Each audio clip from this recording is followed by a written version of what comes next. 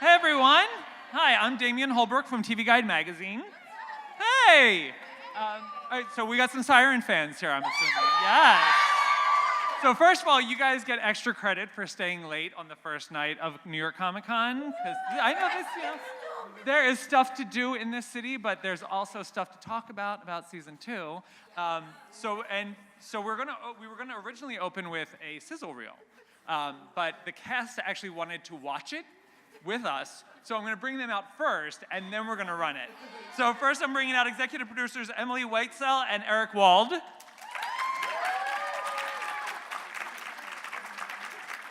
Miss Aline Powell. Mr. Alex Rowe. And Miss Fala Evans Akimbola.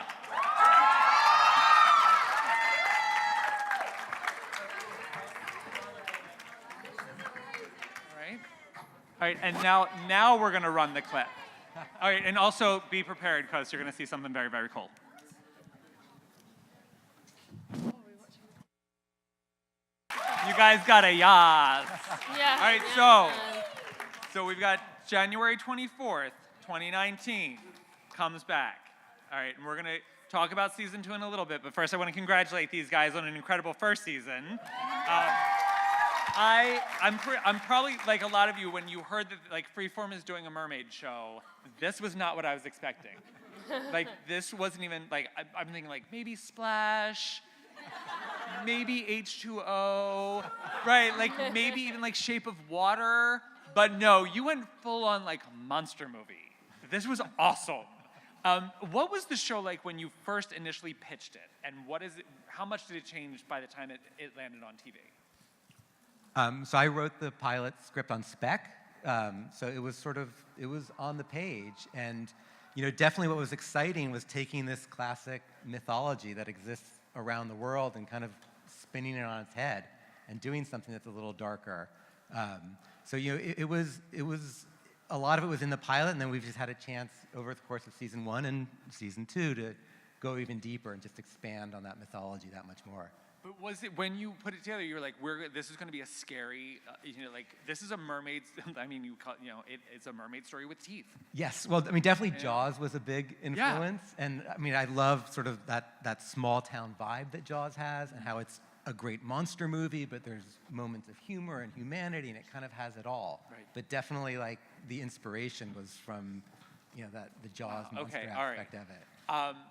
And so I know that more mermaids are coming. I don't want to talk too much about that until we get there. But what was your goal for season 1's arc? Because it feels like we got a taste of mermaid life. But what did you want to set up in the first season? Well, I mean, I'd say that the crazy thing is, for all that happens in season 1, we've really only scratched the surface in terms of the mythology and where we can go with it. And for us, it's really important that the story unfolds in a very organic way, that for the amount of story we cover, that we don't rush the story either, and we allow those quiet moments to happen, those quiet moments between characters, that she doesn't arrive and is immediately speaking perfect English, that she has 3 words in the pilot, and then we sort of build that language slowly and organically, and so that it feels as grounded as possible. So yes, it's a supernatural idea, but it very much takes place within the real world of this town and those people. And now, Emily, you worked on the original Roswell. Yes, yeah. I did. Which this shares a little DNA in that it deals with a stranger from another world, really. Yes. Kind of coming into a small town and finding a life in a new world. What is it about those stories that make it so fascinating for us to like attach ourselves to the outsider? Right, well, it's sort of that mix for me of something that's otherworldly but very grounded in real emotion and things that we always talk about in terms of the show, in terms of the others and how we feel about others. So I always sort of try to go to the deeper theme when someone comes up with a cool idea like that, whether it's from outer space or under the sea. Right. Right? You've dealt with both poles. Exactly. Yeah. And I know that you've probably been asked this at other panels, but when you are looking to cast a mermaid, what do they need to possess? Because I can't imagine, like, as an actor getting, like, the sides and being like, oh, I'm auditioning for a mermaid. I don't know how to do that research. Right. Well, it's so interesting, the casting process. This time, it's almost feels like it's just meaningless. But when they walk in the room, you know it. Like when we saw Aileen for the first time, we spoke with her over video conference, actually, from far away. We were not in the same country, and Eric and I turned to each other, and we were like, it's her. We just, Wow. they just bring something. Right. That's... And how do you break it to your cast? Like, okay, obviously it's a mermaid show. You will be spending a lot of time in water. Like, that's got to be, is there some kind of like rider involved in the contract for that? Like, by the way. Well, I think if you sign up for that, you might have a hint that there's water involved. And these guys are so game for it. Yeah. They love it. Right, because you didn't decide to like film in Los Angeles where it's temperate. You're filming. We have a hard time getting them out of the water. Yeah. Oh, I know. This thing over here has like her like diving license and Free diving certificate. deep diving and like crazy stuff. But yeah, you're filming in Vancouver, which is 60% of the time you're filming is pretty cold and wet. It is. It's cold and wet. I mean, we're lucky in that when we do the actual tank work, we warm the water, and it's an actual tank that takes, days to put up and all this. Right. But then sometimes we need that beautiful outdoor, vision, and they will get in the real water. You guys were, I think, were in the water at least feels like once an episode. Somebody was in the water. We're in the water quite a bit, and they are so up for it. Ben just jumps in the water. He's just like, if That He's dive. constantly That jumping in dive. the water. doubt, he'll just Yeah. dive in, you know? I'm like, I feel like we're gonna find out that there's a reason. Like he's possibly part hybrid, because this man you cannot In real keep life. him out of water. Alex is. Yeah. Okay, so is there for you guys? Is there a document? Is somebody keeping a document of the mermaid rules? Elaine. You are. Oh, yeah. Oh, everything gets written down. And Really? yes, So you're the of course. keeper of the mermaid mythology. Well, he's the creator. Yeah. I have to keep check of it because I have to know which words she has learned or heard, therefore maybe understand. Like in the pilot, there's like, she gets in a car with, the creepy guy. And I was like, man, but how does she know how to open a car door? And so then you have to go, okay, but she walked in the town, so maybe so maybe she's seen someone open a door. And that's like a tiny example. But that's This very true though. Like you think about like how would she have known everything. If she observed I something. mean, sometimes you have to stretch the imagination because otherwise the story will never get told. Yeah. She'll just right. stare at everything. You can But get past the fact that she's a mermaid. Yeah. You can get past the fact that she opened the car yeah. door. Yeah. But I will be like, so, what's their world like on this? And she said she doesn't get this. So I'm being very cryptic because a lot of season 2 things are coming to play. We here. do have an amazing email trail, though, that goes back and forth, where Aileen writes these incredible essays about all of her mermaid questions, just these incredibly deep thoughts about That's the a world. good actor to have that invested in. I'm the blessed role. Yeah. because he reads them, He doesn't go to his junk folder. Well, it's such a, and this is for Alina and Paula, it's such a strong feminist message. And I don't even want to say it's a feminist message. It's a strong female message. It's, they're very empowered, and I love the fact that they're driving the story. Not that you don't, but we kind of need you to jump in water. But these two women are very, very different, and I love how they have connected on a level that, a lot of female characters we've seen on TV, like, the threat would be there, and there would be tension and all that, and I really like that these two characters have come together. Yeah, I think for me what's really interesting is that as much as humans are learning about mermaids and mermaids are learning about humans, as you said, Maddie as a young woman is also learning from Rin, who is in her own way this like wise and powerful, strong being, but that crucially to me, strong doesn't just mean like badass and always like able to lead. It's just as strong to be vulnerable. It's just as strong to like call your friend and cry because you're struggling and ask for help. And then relating to the idea of masculinity, that it's okay for a man to be strong and leading, and it's also okay for him to need help, which is what we see happen with Ben at the end of season 1, getting to a point of like, oh, I can't deal with this. And I think that's what makes it feminist. It's just equal. Yeah, It's not that. dimensional. It's just that, Ben is tough, but he can be in just the same vulnerable positions, albeit different situations, as Rin, who can kill someone, but is ultimately new in this. Right. But is new in this world, and so there's two dynamics at play, and Maddie has the same with her world, and Ben has the same with, and I think it's maybe why they're understanding of one another rather than fighting each Right. other. It's what their strength is anyway, as the what's the word? Triple? Triple? the Thruple. Trio? Thruple. Threesome? Yeah, The whatever. thruple, yes. But they also have a deep respect for one another, all three of them, and I think that's Yeah. a really important point whenever we're talking about like power dynamics or gender dynamics. At the end of the day, these three, even though there's difficulties and confusions, they deeply respect one another. Right. And I think that's really important. And that is you can see the respect for those characters in the writing. Yeah. That they didn't throw those cliched, like you walk in on them having a close moment, you're like, what's happening here? And then you run off to the arms of someone else. So I really, congratulations on being real, instead of, going that route. But I also love that when we watch Ben, it's really interesting to watch his devotion to the environment. Like both of them actually, Fala and Ben, or Alex and Ben. Oh my God. Maddie and Ben, got you. They're, the fact that your characters are, they're bonded by the water and the environment, and the first season dealt a lot with the overfishing situation, which is horrifying. And I feel like you're going to stick with kind of like, let's take care of the earth going forward as well. Yes, for sure. We have new environmental themes coming in as well. So we know that the situation in the water drove the mermaids originally to land in season 1. In season 2, there's a whole other environmental nightmare about to happen. Right. And so we're great. going to deal with that again. Yeah.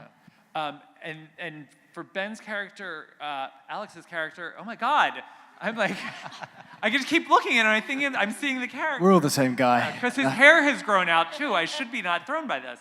But he is, I really like it, and Fala mentioned this, like he was very vulnerable.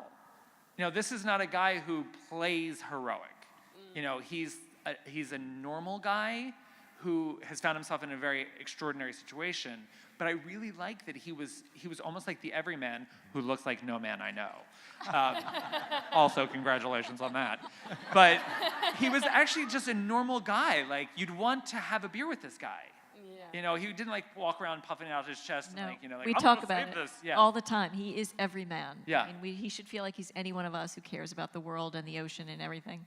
Yeah, that's a massive part of what drew me to the character as well. I think that he has this desire to protect those that can't protect themselves, and I think that that's part of being a marine biologist, But he doesn't do it in a toxic masculine way, Right. I think he wants to protect, but also wants Rin to learn. He has quite an equal relationship with Maddie.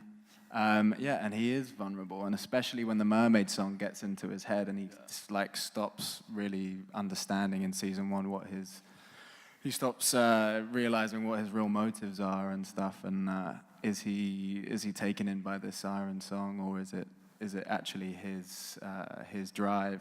But yeah, he, as you say, he loves the ocean, and Rin is representative of all things ocean, so he wants to protect that above all else. Even having seen what else can come out of the ocean, because I'm not gonna lie, your siblings are a little terrified. But I was heartbroken over Donna. That was a tough one. It's been hard, Yeah. even in season 2. Yeah, I was like, she's we've gotta pull through, maybe pour some salt water on it or something. There's gotta be something. Get a vet in there. There was a chair just here that I feel was Yeah, Donna, that was for our and it fallen just got mermaids. taken away. I will say that that in a way Donna's spirit does come back in season 2, though. But does Donna? Because she was so cool. What? Her spirit somehow comes back. That's Yeah. very exciting. Well, actually, since you've mentioned season 2 a couple times, maybe we can show them perhaps a clip or something. Yeah, let's do it. I know. I mean, you guys are the first to see this, so don't not tell everybody you know what you're about to see. So we want to run that.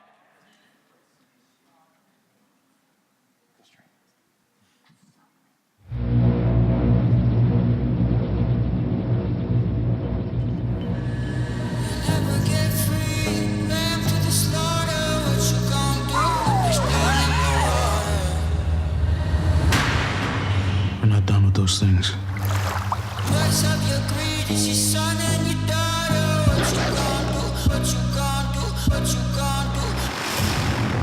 There are others.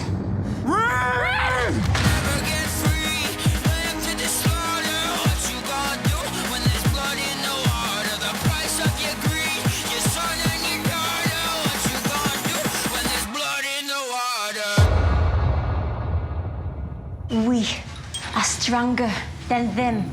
I am stronger than you.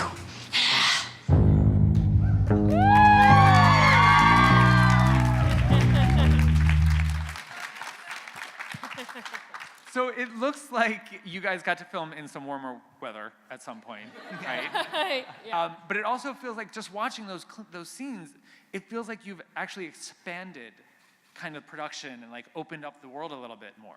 Yes, the world is opening up. Yeah. More are coming. Yeah, how many are we talking? Are we talking like a school? Because Bristol Cove is gonna start noticing. You know? Or are they? Yeah, that's true. I mean, they've got a lot to hide. That's right, Yeah. exactly. So, but it just looked like that you have more locations. You're in the woods more, and during the day, the fog is lifted. Yes, we've opened up the world. And not only, I mean, we'll just tease a little bit more. There are a lot of big things happening. So obviously, a lot more coming. And also, we'll find out a lot more about Helen's link. Okay, obsessed with Helen. Yes. Obsessed with Helen. Oh my Okay. God. Yeah. Right. And so she's got some story to tell too. Yeah. In terms of she may believe she's the only one of her kind. Okay, so if Bristol Cove has this history, like a legacy of inbreeding, basically, fin breeding, we'll call it, is it possible that there are other people that we've already met who have mermaid lineage? Anything. It's possible. Yeah? Yeah? Anyone who might be here? Anyone? We would not go so No? far as Okay. to admit that. Okay, So- all right. Because there's definitely a guy who keeps jumping into the water, so if you're just drawn to that. What else can you tell us about season 2? More are coming, and with more, also, before we get to that, are more humans coming? Well, because Yeah. Maddie's I mum. feel like there could be at this juncture some complications in a throuple. Oh, yes. Yeah. For sure. Like maybe somebody meets somebody else. Well, what we were saying before about our throuple is what we love about it, that it's so interesting, is it's not necessarily a relationship about what you would think of as a normal threesome or like Right. jealousies. It's not Dylan, Brendan, and Kelly. Right, Right. right. So they definitely will have their difficulties with dealing with this, and that Siren song plays in a big way into that. But it's not about traditional jealousies and things like that, but the throuple grows stronger and stronger. Okay. We had a really hard time keeping these 3 apart, so we're gonna Yeah. get them back. We're gonna get them back I together. love that. Good. We talked about earlier up in the TV Guide suite, we talked about how Maddie shows up. Like, we first meet her on the show, and she's such an evolved character already. She's very real. She's very assured, which is super cool. She's good at her job. She's all the things that, like, should be being written for women. But so when we meet her, we're like, of course we're going to root for her, but we're going to root for all of you. But it must have been so nice to get that script and see, like, oh, this is a character who has been fleshed out. Yeah, 100%. It was so refreshing to see that she'd been fleshed out, but also that the writers did such a great job of creating a backstory that gave me the seeds that, okay, she's she might present this air of like confidence and I can fix it and I can take care of everything, but underneath it all, she has her vulnerabilities and her struggles. And I think at the end of season 1, she's left like looking at the pieces of her life on the floor. One of those pieces is like her and Ben. Her relationship with her mother is like on the floor, her confusion with Rin, and she's asking like, what pieces are worth picking up? What pieces are worth putting back together? And what's worth fighting for? Yeah.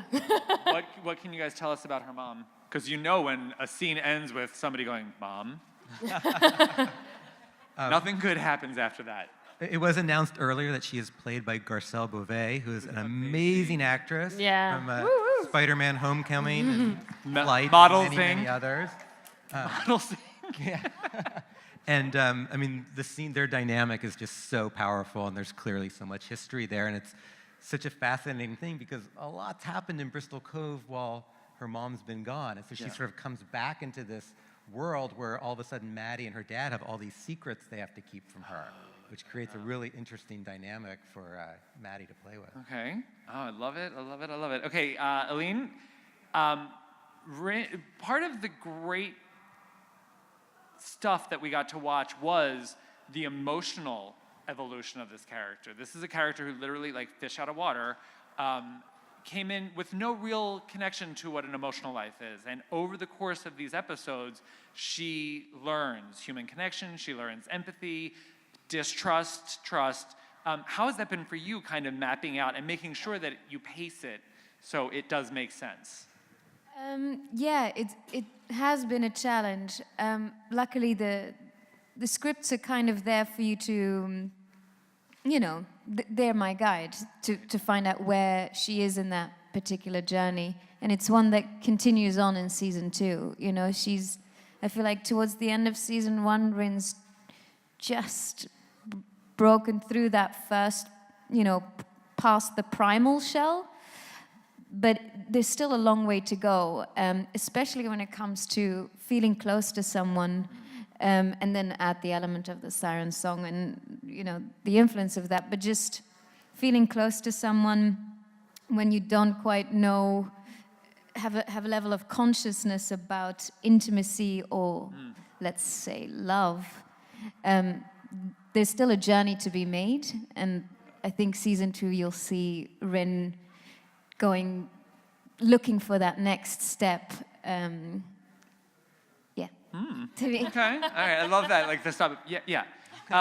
Alex, you touched on it earlier, and this is something that I've been thinking about since the first season ended. Was how much do you think Ben's feelings for Rin are based on the Siren song, and what amount are also based on just human emotion and connection? Oh, wow, yeah. Well, she's the force of nature, and she's the force of nature that Ben is, like, drawn to in this massive way. Like, he's been obsessed with the ocean. It's like what he wants to protect, what he wants to save, and what he wants to study. So there's that side of it. Then there's the Siren song side of it, which is definitely in his head, and we expand on that in season 2 and kind of explore what effect that actually has. But I think you'll see in season 2 that their connection continues to grow, and I think like how the audience have fallen in love with Rin and how Maddie has fallen in love with Rin in some way. I think Ben. But do you love me? Ben has. I feel so on the spot here. Rin? I'm not sure yet. We're going to find out in season 2. Yeah. At what point, where do we pick up season 2? How long after the finale do we come back? It's almost a direct pickup. And what we've realized with this show is like when you got mermaids in town, you can't just like have a couple days pass because it's like, what happened to the mermaids? Right. Who's watching the mermaids? Yes, exactly. So, and a lot of our episodes tend to kind of roll one into the next, which is, I think, probably great for binging too. But yeah, it is. It's like you can't like leave them alone too long, otherwise, who knows what they're up to. Can you kind of preview any kind of like big events that we have coming up for this season? Like, is there like a Founder's Day dance or a, an under the sea dance? There will be now. Right. Yeah. Like the high school does the Little Mermaid, and like all of a sudden, like half the audience is like, wait a minute, this is. Do you have any kind of like big events for the town to celebrate or anything? Well, I mean, we do love playing with the fact that the town has its own mythology, Yeah. which is a lot campier than the actual mermaids. So we have a really fun sequence early on in an episode where it's a sort of a mermaid beauty contest where we get to see Janine, who kind of runs the bar in her full mermaid regalia costume. Yeah. And how do the mermaids feel about that? Like that's kind of that cultural appropriation kind of thing? They pretty much try to eat them. Yeah. I like their go-to. I also love that the kiss, the Rin Maddie kiss was treated as, but it was treated as like no big deal, which I'm still like, because I'm so old, I remember TV shows like if there was a same-sex kiss, like they had like either like a warning before the episode or like Fox like over-promoted it. But this was like, and it was so great, like it happened, and then Maddie was just like, okay, well that. And she turns to him and she's like, yeah, we kissed. And it was just like, yeah. I love that, like, it's almost like because you've created a world where that mermaids exist, like that kind of stuff is like, whatever, Right, but I think we're all feeling a little bit like, this is the world that we actually live in now, so why are we, Right, and literally, I mean, if you want to take, like, gender fluid, I mean, she is a mermaid. I mean, the fluid is built right in. Gender fluid, Yeah.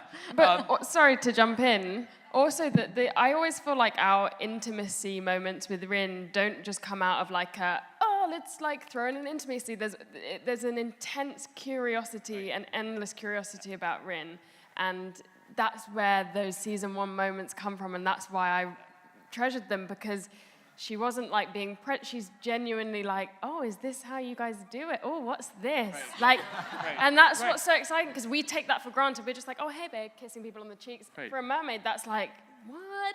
Right, That's what and I if love she about if she's observed people doing that, it's like, oh, when someone does something nice to you, Yeah, her timing that's is what off. you do. Like, Right, but right. I think she got the concept very well. Yeah. She's a very good study, quick learner. But I think it's that. It's like a really a need to want to try it, that kind of thing. But that's the thing that you were saying earlier that I think is a good point. When do you realize that's just something she tries as a human social experiment? And when is she gonna kiss, if she's gonna kiss, with the intent behind it that humans feel? Right. And I think it's why probably Maddie was okay with it, because she understands that Oh yeah. this is a journey Right, for Rin, and she's gonna let her. She's like, oh, she's like, bless her heart. Yeah, She has no you know. idea. No idea. Yeah. What are we going to learn about the mermaid? Because it's a matriarchy, correct? That's right. Yeah, and I know, right? Which I kind of love, because I kind of feel like Helen in like a previous life would have been like the head mermaid. Oh, yeah. You know? Yeah. Like, and she would have been like the McGonagall of mermaids. So what are we going to learn about them?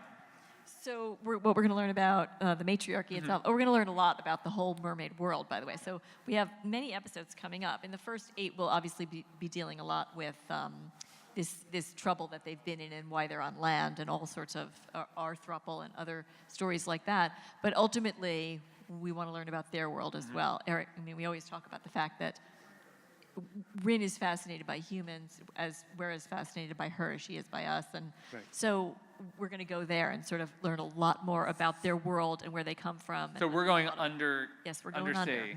We're going under. So you're going to do like episodes or scenes like shot with like mermaid life happening. Yes. I kind of- So, yes, there's an entire universe, and obviously deeper under the water than any humans Right. really have been before. And what is their culture like? Is it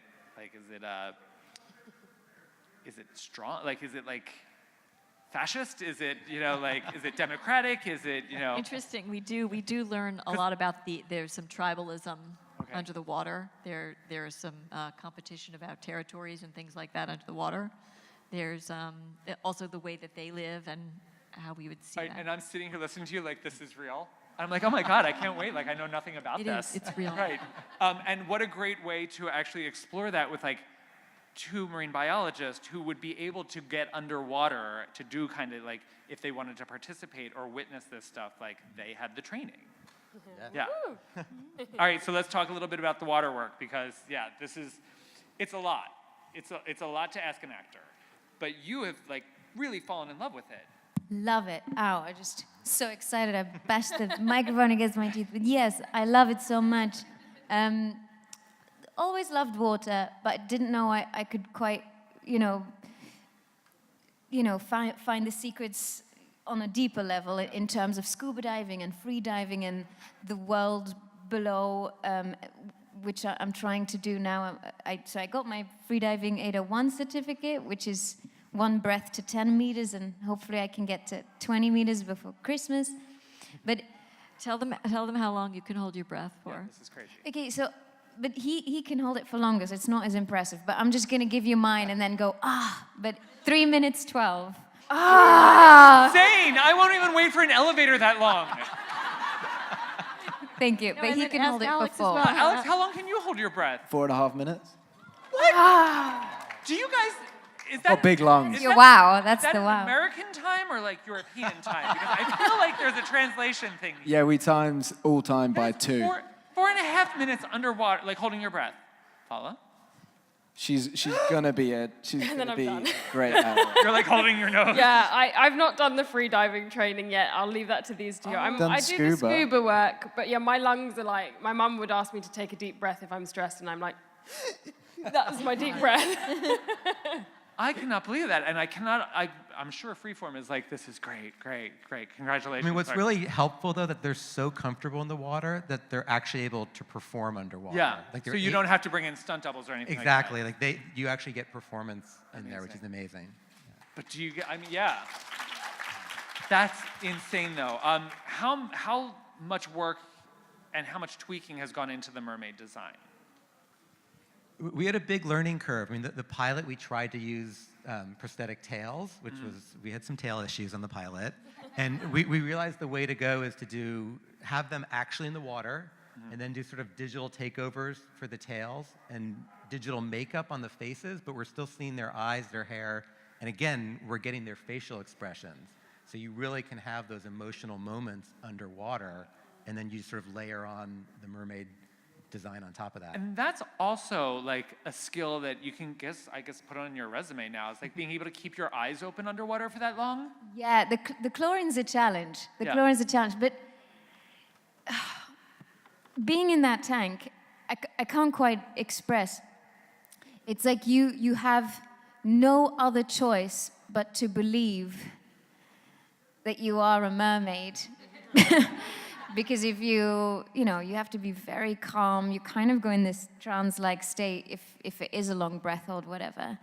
The tank's painted black, but they've made these, and it's a huge tank, and then the lights above, and so when it's this eeriness, you can't see the camera because you're kind of blind, but you can't see the camera, so you're there with your monofin. You're there.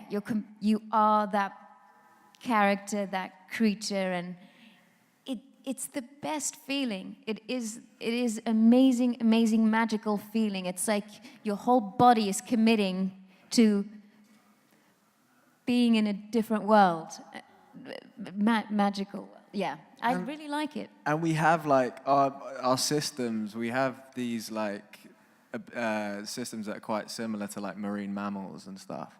So like our ability to like when our diaphragms freak out and make us like breathe when we're holding our breath, we can talk our bodies out of that.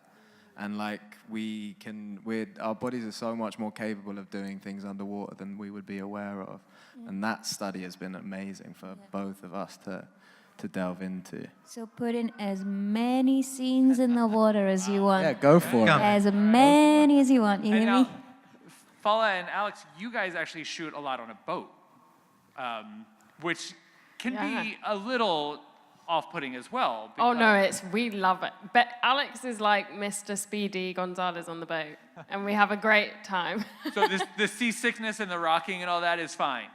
No, we're badass. We know how we to were deal just with it. like, I've learned some cool like boat maneuvers and stuff, especially for season 2. We wanted to like have some more moments where, because Ben's always out on the water, he's either like scuba diving or he's out on the boat or he's like doing experiments here, there and everywhere. So I got a chance to like work with his stunt team and learn some boat stunts and stuff that make Ben look like he knows what he's doing.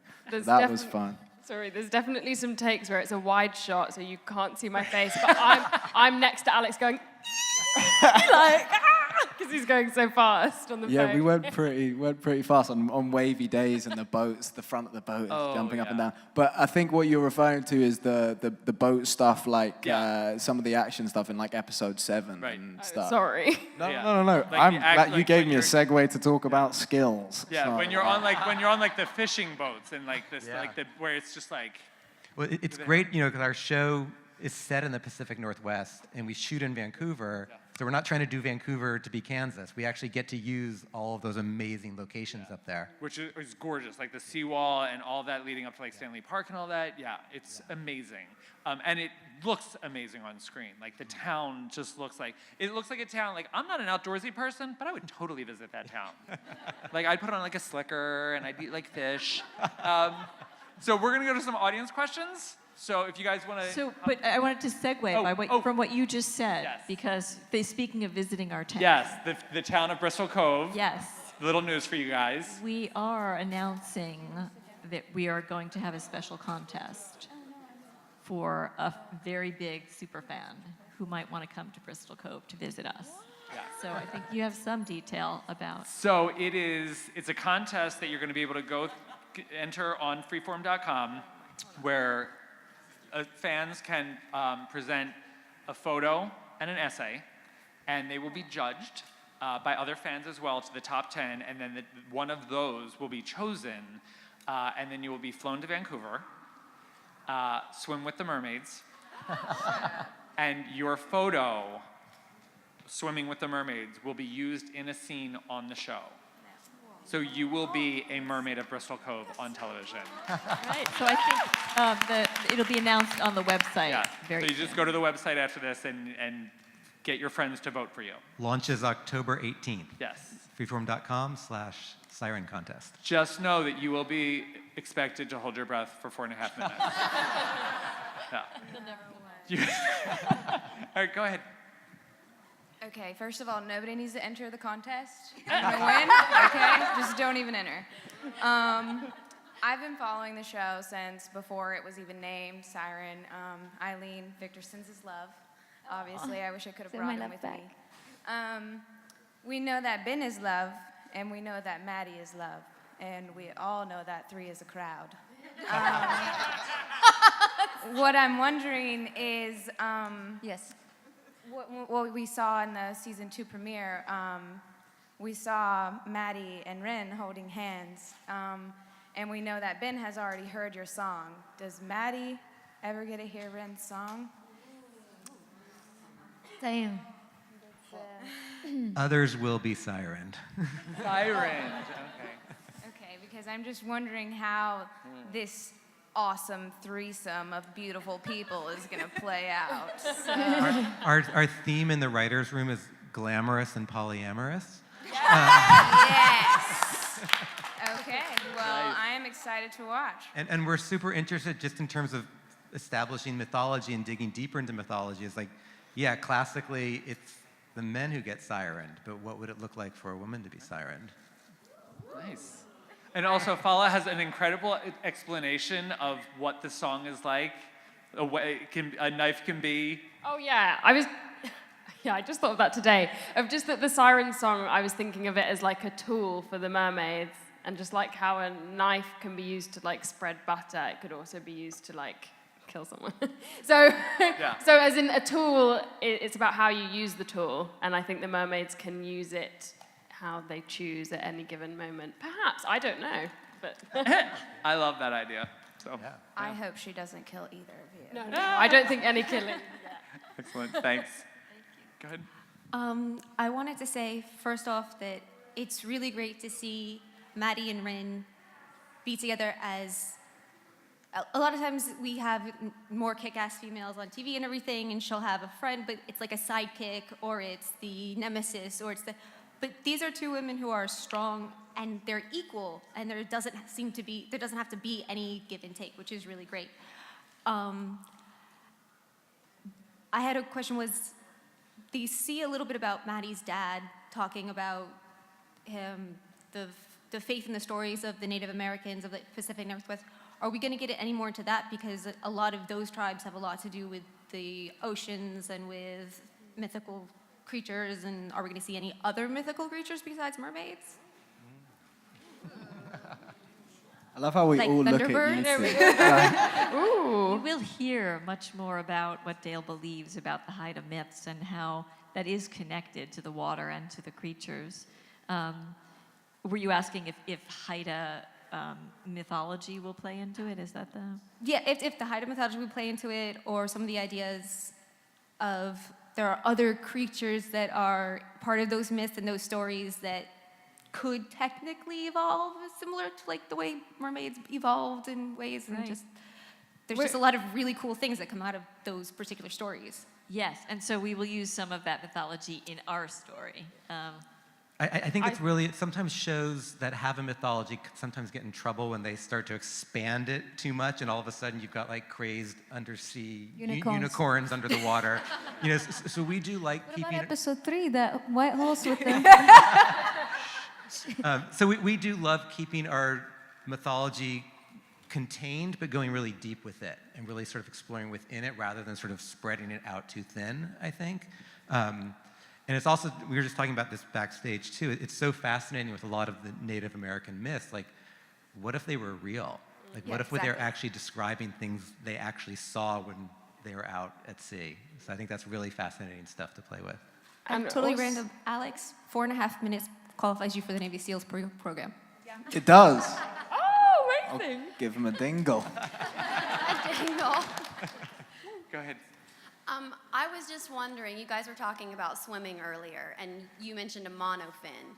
Do you only wear a monofin because you're a mermaid and your legs have to be bound? I guess that's part one. Like, does he wear flippers and you wear a monofin because you're the mermaid? Yeah, I wear a monofin, yeah. And but you mean like in training?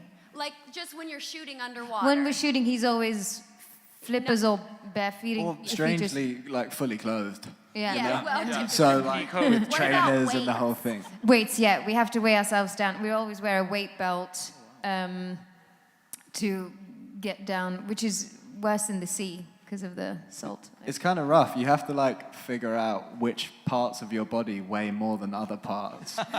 So because like you want to Continue. Where do all of your Continue. weights go, Alex? because you want to stay flat in the water. So We wanna you know, kind where of do your find weights out go? where's my weight. Yours personally. Got a big old butt. And that's all there is to it. Deal, thank you. Awesome, thanks. Go ahead. Hi there. So one of the things that makes the show so amazing is the representation and the fact that the theme is humanity and what that means and how everyone connects together. Can you guys give us like a one-word hint for next year as to like how that evolves and how your relationships change? Yes, I think, Rin in particular comes really, face to face with exactly that, what is humanity. And in season 2, the way that is being tested to the max is when these mermaids are on land and she inevitably, interacts with them. She's then truly pulled apart between these two worlds, and that's where you notice, I think exactly, those questions are definitely being asked. What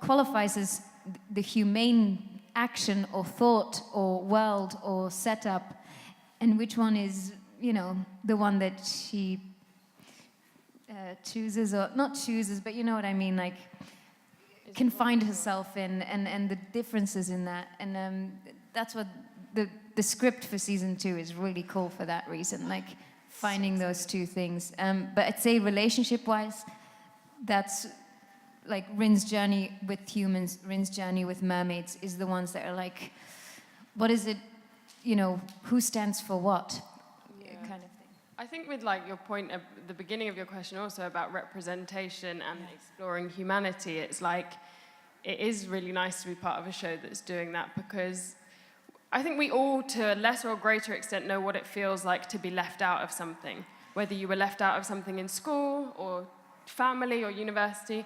And so if you're in a society where the stories that are told about humanity are leaving you out, it makes you feel like you're not valued, and it makes you feel like you don't matter.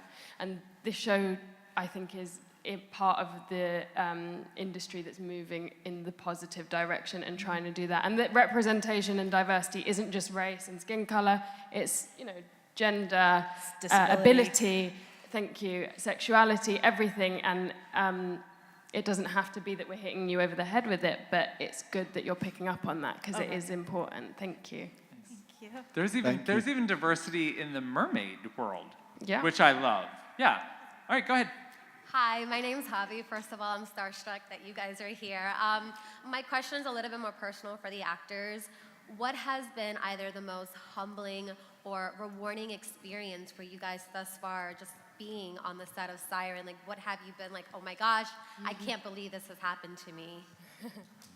For me, the working with the sea lion in last season, that was an amazing experience. The animals that we are working with are still very wild. I mean, they have trainers, but they live in the sea and they go out diving in the ocean every day and all that stuff. And then for that scene, I had to spend a day with them so they could get used to my scent and get, rehearse the scene and all that stuff. And when you're close up with those guys, also with the trainers, and, they live out there on the docks every day with creatures that are still really, really wild, and yet have a kind of a trust thing with humans. It was so as close symbolically as I could get kind of to maybe our story a little bit, the wild coming in contact with humans, and it kind of working because of a mutual trust, respect. And when he kissed me, it was so amazing. This show, because of the amount we're working on with water, the amount of research we do, you just start getting such respect for, sorry to be like cheesy, but nature. Like you really freaking do. Like the insane ecosystem, the insane way it's all been worked out, the kind of things that we're doing to it. But yeah, the sea lion moment was like, whoa, up close with something wild like that. That was really humbling, I'd say. For me, a big part of it was in my preparation to play Ben. I went and hung out with some marine biologists and seal rescue and just marine mammal rescue guys down in Long Beach in LA. And there was this guy who lives in his camper van, and his phone number is the phone number that everyone in the area calls if they ever find anything washed up, if they ever see any animal in danger. And he has dedicated his entire life. He's like a 55-year-old guy, and he dedicated his entire life to being on that phone, ready to be called to take his rescue equipment out to go and get these guys out of the ocean because no one else will. So for me, learning that about Ben and being able to play someone who is like that, who dedicates their life to this, was really, really humbling. Yeah. Thank you. Fuller? What humbled you? That covers it. You'll take the next. I love everything. Go ahead. I know we've only got 5 minutes, so I want to. Oh, okay, yeah, we got 6 minutes. Hi, my name is Danny. I'm an aspiring marine biologist. And, Hi! Thank you. I'm actually really excited to see how you're gonna do the tribes and stuff. So my question to the showrunners is, I know you said you're gonna go deeper into folklore. are you going to do mermaids from other regions like, you know, Greece and maybe the Isle of Man where they're more favored towards humans? And like Dulcinar, the sea girl, you know? I mean, one thing we do learn pretty early on in season 2 is that mermaids are territorial.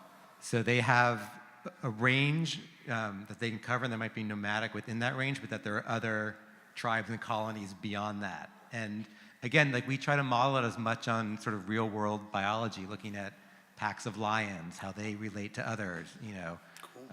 So we really do try to ground it. Obviously we need to tell a story, but to ground it as much in biological reality as possible. And the ocean's amazing. I mean, we know as little about it as we do at outer space, you know, so there's a lot to explore down there. Thank you. Amazing. Thank you. Good luck. Good luck, yeah. Thank you. Go ahead. Okay, my name is Abdor from Florida. So, this question goes to cast members. What was the most difficult scenes you have to do, like wire production? What were the most difficult scenes you had to do? The most difficult scene I had to do underwater. You do more underwater. For us, it was maybe on the boat. There was like all this rain coming down, and like from these rain towers, and the boat's moving left and right, and it's like 5 o'clock in the morning, and then like after the end of that, I had to like do the jump into the water and stuff. So that was the most for me. But You mean production-wise or emotionally? Production. Production-wise. Yeah. I like all the risky stuff. Gosh. Okay, Fola, can you take this? Because I have to think. Oh gosh. But I love the fight. That's never like. No, but like difficult as in like most challenging. Most not challenging. Like, I think. Yeah. Do you know what is really challenging? The cold. Towards episode 9 and 10, just standing still in a place, trying to look like, you have a thought, when all you think is, I just want to get warm, or I have a hot chocolate. I know that's like kind of shallow, but in Vancouver in November, that is really an issue. Yeah. I agree. I concur. Like when we're at the graveyard in episode 10, and Raina Helen has this amazing speech. She's pouring her heart out, like she's Meryl Streeping it. And all of us are just like, get on with it. Just please, like, can't we say this in a bar somewhere with like, but no. There'd be like a fireplace and just telling us a story of old. But no, it was, we could bear it because she was so amazing. But I know it's a shallow thing, but I find the cold is sometimes quite taxing. Snow night. Yeah, or episode 9. Snow night. The cold, definitely. Yeah, there was a snow night where we had to stop shooting and wait to pick it up. And by the time we got to go again, it was when Donna got shot and stuff. The blood was just frozen, and we're like, our eyelashes are like, why, you are, oh, that's. Awesome. Thanks. Thank you. Go ahead. Hi. It is actually freezing in here too. Yeah. I'm trying not to look like I'm shivering, but I'm actually like. So I'm Arkita. I'm so obsessed with the show. I can go on and on and on about it. But my question for you is, what's going to happen with Xander? Because. Yes. Sorry. Yes. Sorry. I'm so worried about him. Yes. As we know, he gets around town. And what's the relationship going to be like with him and Maddie, and him and Ben, and him with Rin as well, because he kills his sister, her sister. Yes. So what happens? Question. Well, we've definitely like tortured Xander a lot in the know. season. So we are going to give Xander a new love interest to make up for it. And then he's definitely still dealing with the fallout of what happened to his dad. Mm-hmm. And what Levi the merman did to him. And so he's definitely going to be wrestling with a lot of those issues And throughout season 2. we can also tease a little bit about maybe some things in Xander's past that you might not already have guessed at, having to do with his friend Maddie and other things. Right. Yes, those will come back up too. Okay, nice. All right, good. Good question. Excuse I me? was so worried that he was going to go villain. I'm sorry, I'm obsessed with Ian, so. Yeah, we all are. We are too. Go ahead. I think we can all agree that this is a gorgeous show and the cast is stunningly beautiful. Yes! I'll clap that. This is a little geared more towards, is it Fala? Yes, Okay. yeah. Do you regret not being able to be a mermaid, even though your character is outstanding and strong and so incredible and diverse in like so many ways? Thank you. No, I don't regret. I don't think, I think everything has turned out how it's wanted to be, and I really enjoy being on the human side and getting to learn from the mermaids and Ben and Maddie, like as scientists, being fascinated by them. I love being on that side of things. So, no. And even, I love the water work, but when I see like what these guys do with it, I'm like, yeah, I think it's good that I'm on land. I think that's okay. And would any of the cast members play anyone else? Like, would you ever want to just think about who you might want to play other than your own character? Oh, that's a good Helen. question. Yeah. Yeah. Oh, maybe Jerry. Gil. Oh, Jerry. Jerry. Jerry. I think Xander's a cool character to play, just because he's like, he wants to be a fisherman, you know, and his family have, and he's like, he just sees things like pretty black and white, and can be really driven with that, and he just gets to cry a lot and get emotional, you know. But Rin's pretty awesome. Yeah, I think. Let's be honest. I think that's the general consensus is to play like the mermaid character that comes in. There's a Freaky Nah. Friday yeah. episode. Yeah. Right. Excellent. All right, and last one. Go ahead. Wow, last one, not intimidated at all. Yeah. Hi, guys. Thank you so much. You're so talented, every single one of you, and thank you for sharing your craft with us. I really appreciate all the research into the environmental problems. Since I'm a biologist, I super appreciate it. But my question was, are you going to get more into the government aspects with the experiments, like how Donna was experimented on? Are we going to see that this season, or just mostly environmental problems, which are great? Thank you for talking about them. But yeah. Yeah, guys. Yes, that's going to be a huge piece of really kind of the back half of the season, where the military and the government starts to take a research interest in Rin and her possibilities and medical possibilities. So definitely something we've set up in season 1, and we're definitely going to play with big time in season 2. Thank you. Love you guys. Thank All right. you.